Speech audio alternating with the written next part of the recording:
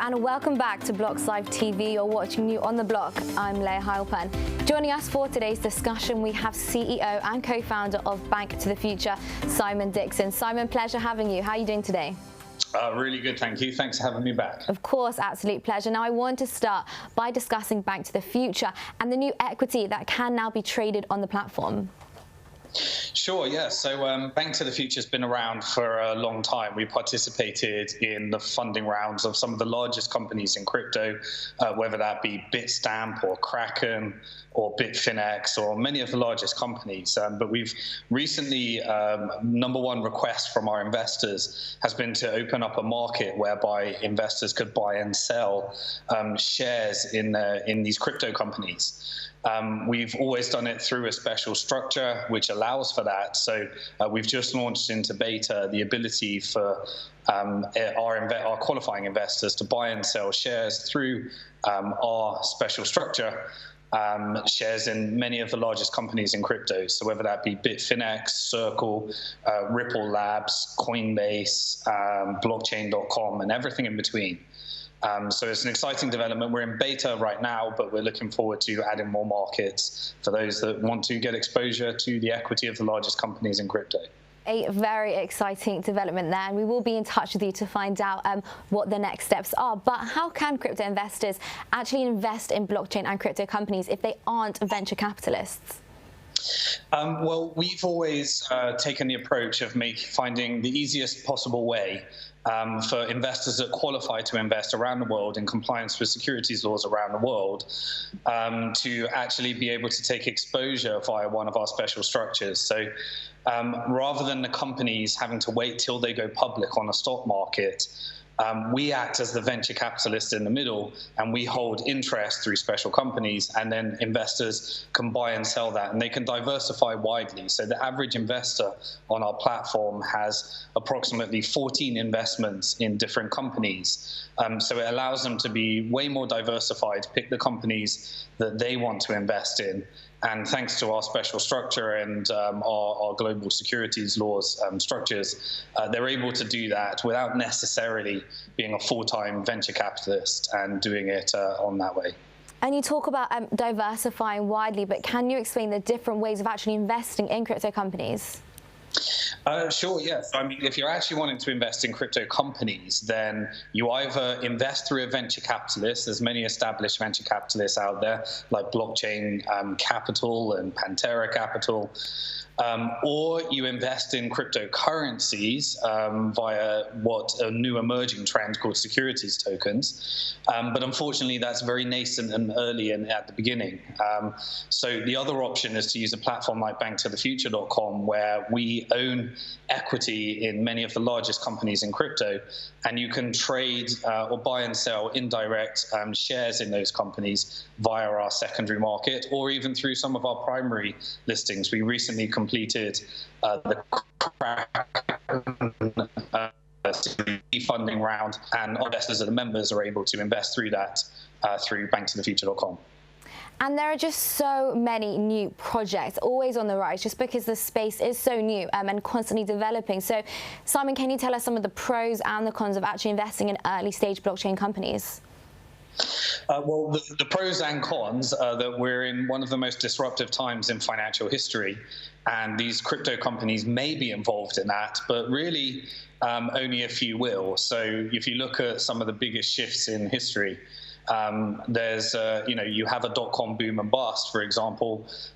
Then you have companies like Google and Amazon that emerge. So the only way you can actually reasonably build a portfolio is to take a diversified approach. The reason we created BnkToTheFuture.com is because I believe that the future of finance is going to be changing, and every product and company is going to be disrupted one step at a time. But I didn't really know which companies were going to succeed. So the only way that we could actually navigate this is invest in everything that we thought had legs or promise, and be diversified. And it's really worked out that way. So some of the larger unicorns on our platform, companies like Bitfinex, Kraken, that have gone on to become multi-billion-dollar unicorns, where people in our platform were investing them in an early stage, but they might have invested in 10 companies. 5 of them might have failed, 4 of them might be chugging along, and then 1 of them goes on to become a unicorn. So it's really asset allocation and diversification that allows you to succeed. Because really, you can't be too smart in this industry. Many times I've thought something was going to happen, and the crypto industry, never ceases to amaze and always throws out new surprises as it moves so fast.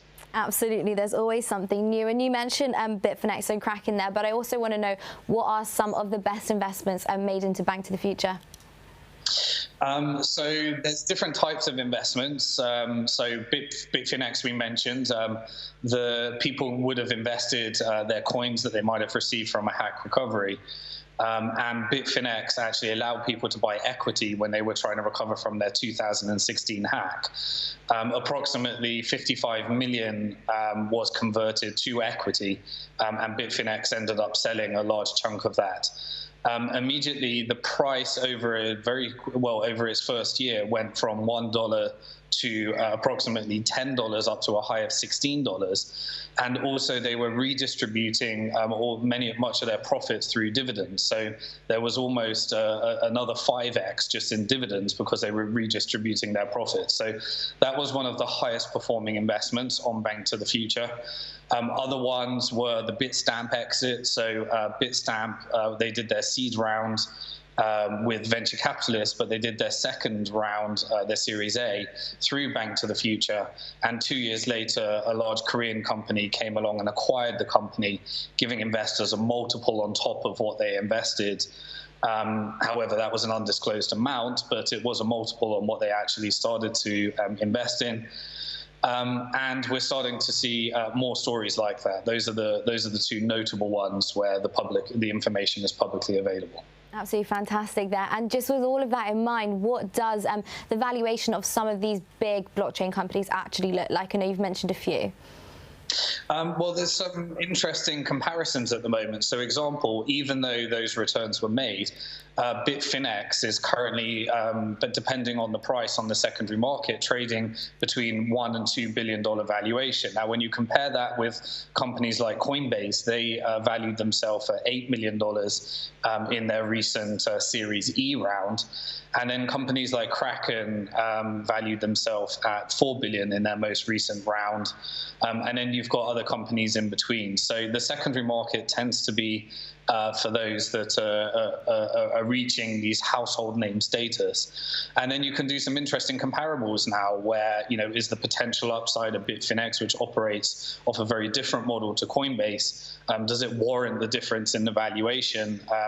And also there's interesting, because this is all done via a special structure, on the market, on the BnkToTheFuture market, it might be actually that you can buy those shares at a discount or premium to the price that the actual equity is available at to venture capitalists. And that creates an interesting arbitrage opportunity that in the beta market, a lot of our investors are navigating that environment.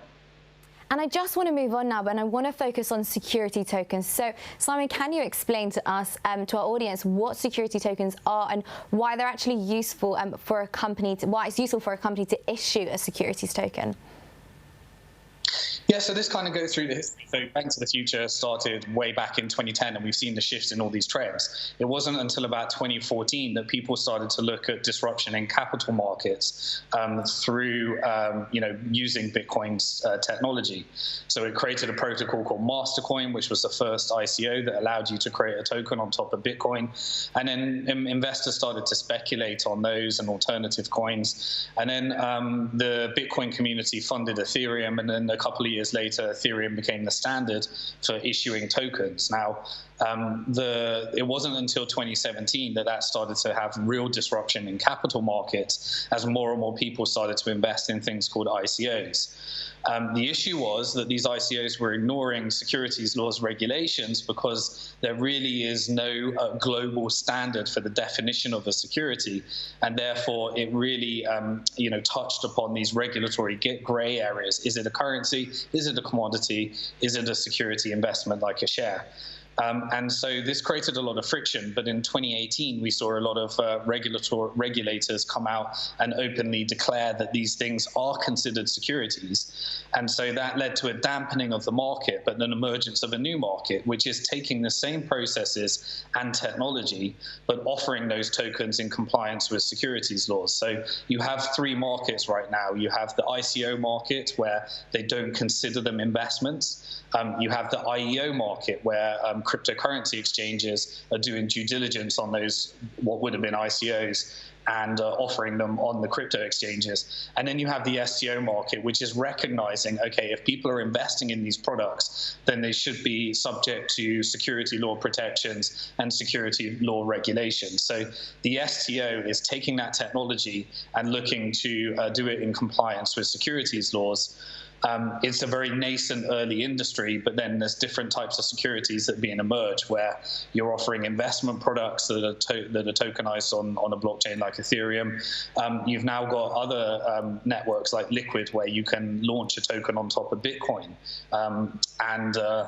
and very different variations where people are taking their equity and they're going to be able to securitize it. So we're investing in the future of that industry. We recently acquired an exchange called altcoin.io, and we're combining that with many of our compliance processes and securities laws compliance to see and give people the choice of whether they want to hold equity in a centralized way or do it in a more decentralized way through a securities token. You have just slightly there touched on my final question, but I just want to get some official details and confirmation from you. Do you then have plans of actually launching a securities token exchange? Yeah, so we recently announced that we acquired a self-custodial decentralized exchange called altcoin.io. They've been pioneering technological innovation, and we acquired the technology so that we could actually give our investors choices. Because doing things in the decentralized way does require that you own your own private keys, for example, which means that you need to know how to do that and secure it, which is a slight technical challenge and hurdle for some people. For others, it's a great benefit because they can actually secure their own assets rather than having to rely upon a custodian or a centralized entity. Our play is that we're looking to launch the BF Exchange in 2020, and that really is looking to disrupt ourselves, so that BnkToTheFuture.com is a centralized platform where you can buy and sell equity in compliance with securities laws in a centralized way. But at the same time, those that want to make choice, they could take their equity off the platform through a wallet like the BF wallet, and then eventually when we launch the BF Exchange, people can trade those as securities tokens, and then really people can decide. We're not sure which one. We eventually think that people are going to move towards a trend of owning their own assets, but people can choose how they want to do it, and we'll make it interoperable as this innovation grows and the market grows. Well, Simon, thank you so much for sharing that news with us at BlocksLive TV today. It's been an absolute pleasure, and I wish you the best of luck with the future launch of those projects you mentioned. So, Simon, thank you so much. It's been an absolute pleasure having you on the line. Okay, thanks for having me. Now, that is all from us here at BlocksLive TV today. You can get in touch with us on social media. It's at BlocksLive TV, and you can give us your thoughts, of course, on the hottest trending topics in the space right now and on today's discussion. But for now, we'll see you tomorrow.